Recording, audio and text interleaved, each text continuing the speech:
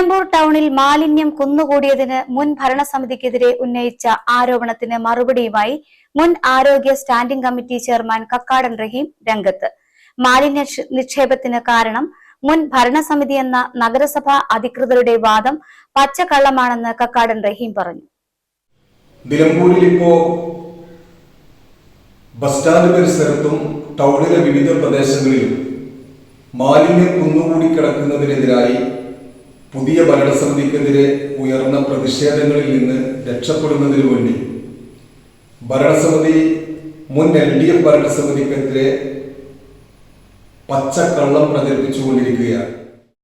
നഗരത്തിലെ മാലിന്യ നിക്ഷേപമുണ്ടായ സ്ഥലത്തെല്ലാം സ്ഥലമുടമയെ കൊണ്ടുതന്നെ മാലിന്യം നീക്കി CCTV സ്ഥാപിക്കുകയാണ് മുൻ ഭരണസമിതി ചെയ്തത്.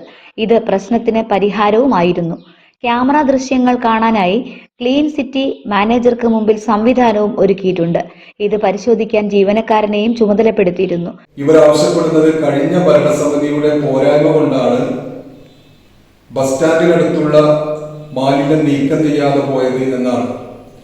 മുമ്പ് അവിടെ മാലിന്യം നിക്ഷേപിച്ചത് കണ്ടെത്തുന്നതിന് വേണ്ടിയാണ് മിൽമ ബൂത്തിന് പിൻവശത്തും നിലമ്പൂർ ടൗണിലെ വിവിധ പ്രദേശങ്ങളിലും ഏതാണ്ട് 40ഓളം വരുന്ന സ്ഥലങ്ങളിൽ പൊതുസ്ഥലങ്ങളിൽ മാലിന്യം നിക്ഷേപിക്കുന്നത് കണ്ടെത്താൻ വേണ്ടി CCTVകൾ സ്ഥാപിച്ചത്.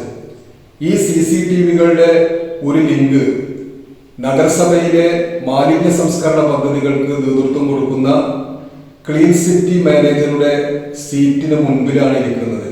40 സെന്റിമീറ്റർ നീളമുള്ള TVയിൽ ഈ 40 കേന്ദ്രങ്ങളിലെ മാലിന്യ നിക്ഷേപങ്ങൾ വീക്ഷിക്കുന്നതിന് വേണ്ടിയിട്ടുള്ള CCTVയുടെ ദൃശ്യങ്ങൾ കാണാൻ കഴിയുന്ന സ്ഥിതിയിലാണ് കേന്ദ്രീകരിച്ചിട്ടുള്ളത്.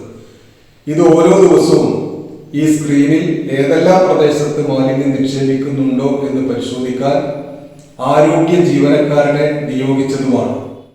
കഴിഞ്ഞ 8 മാസക്കാലമായി ക്യാമറകൾ പ്രവർത്തനരഹിതമാക്കിയത് എന്തിനാണെന്ന് ഇപ്പോഴത്തെ ഭരണസമിതി പൊതുജനങ്ങളോട് വിശദീകരിക്കണമെന്നും റഹീം ആവശ്യപ്പെട്ടു.